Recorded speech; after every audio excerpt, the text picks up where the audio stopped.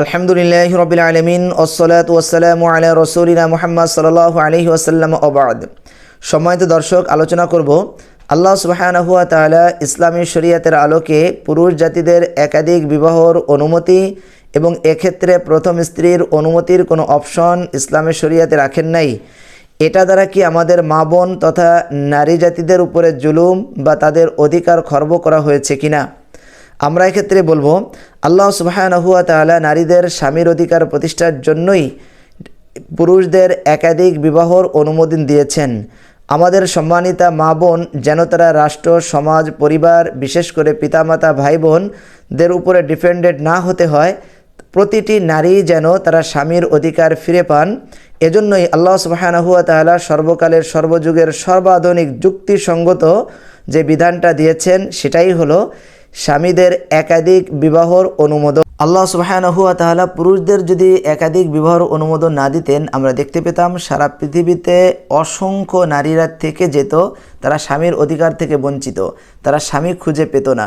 তার কারণ হলো, আপনি যদি জন্ম এবং মৃত্যুর হারটা একটু বিবেচনায় আনেন, আপনি অবশ্যই দেখতে পাবেন পুরুষের জন্মের হার কম এবং মৃত্যুর হার খুবই বেশি। ঠিক নারীদের জন্মের হার বেশি এবং মৃত্যুর হার খুবই কম, যার কারণে প্রতিনিয়ত উল্লেখযোগ্য হারে সারা পৃথিবীতে নারীদের সংখ্যা বৃদ্ধি পেয়েই যাচ্ছে। আপনি যদি একটু হিসাব নেন পৃথিবীর বিভিন্ন দেশের, আপনি দেখতে পাবেন শুধুমাত্র যুক্তরাষ্ট্রেই ৭৪ লক্ষ, রাশিয়াতে ৭০ লক্ষ, ব্রিটেনে ৪০ লক্ষ এবং জার্মানিতে ৫০ লক্ষ নারী পুরুষের তুলনায় বেশি রয়েছে।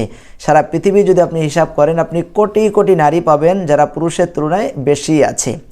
ঠিক অনুরূপভাবে যদি আপনি মৃত্যুর ব্যাপারটা একটু খেয়াল করেন, তখন দেখবেন সৈয়দুনা হযরতে মুসা আলাইহিসসালাতু ওয়াসসালামের ৭০,০০০ সৈন্য মারা গিয়েছিল, সেখানে পুরুষের সংখ্যাই বেশি ছিল।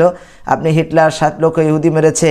আপনি যদি ইরাক, ইরান, আফগানিস্তান এবং ফিলিস্তিনে আমেরিকা এবং ব্রিটেন এবং তাদের সহযোগী ইসরায়েল যে গণহত্যা চালিয়ে যত মানুষদেরকে হত্যা করেছে, ওভারঅল যদি আমরা ক্যালকুলেশন করি, আমরা দেখব তাদের মধ্যে শতকরা 10% নারী মারা গিয়েছে এবং 90% পুরুষ মারা গিয়েছে।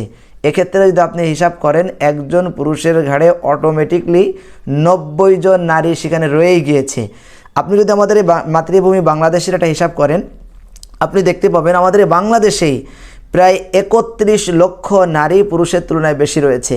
এবং এই বাংলাদেশের ইতিহাসে যেটা আমরা দেখি, 1971 সালে যেটা কথিত আছে 30 লক্ষ লোক শহীদ হয়েছে।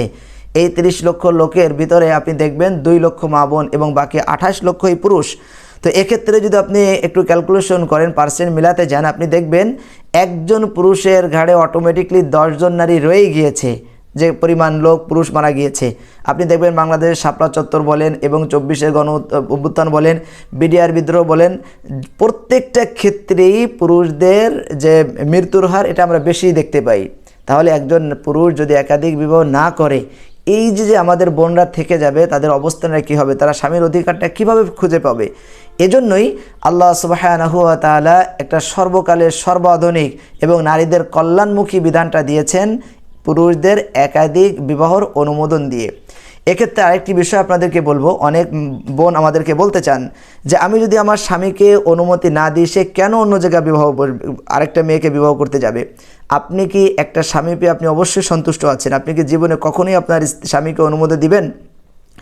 1% জমি যদি এখানে ক্যান্ডিডেট 4 জন থাকে, একজনকে যদি বলা হয় আপনি এটা নিতে পারেন এবং আপনার অনুমতি ছাড়া বাকি 4 জনকে এটা দেওয়া যাবে না, তাহলে এমন কি আছে যে সেই 1% জমি নিজে না নিয়ে আরও 3 জনকে সেখানে অংশীদার হিসেবে সাব্যস্ত করবে?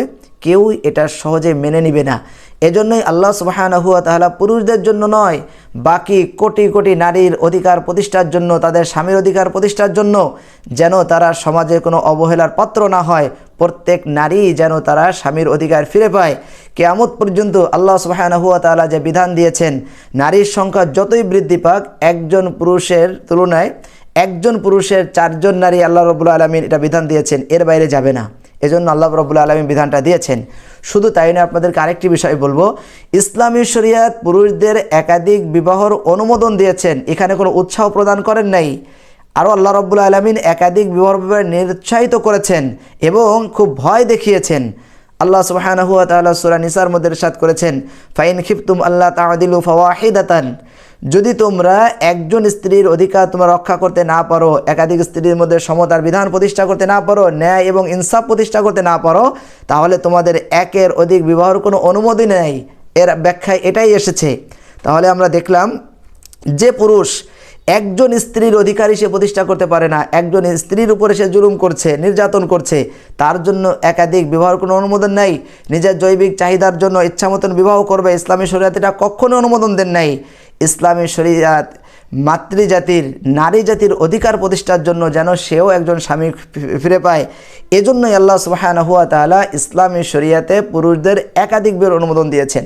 আমরা দেখতে পাচ্ছি বিভিন্ন আলেম নামে, আসলে তাদেরকে আলেম বলা যায় না, জাহেল, নিজেদের এই কুকর্ম এটাকে প্রতিষ্ঠা করার জন্যই তারা বিবাহের বিভিন্ন কোম্পানি খুলেছে।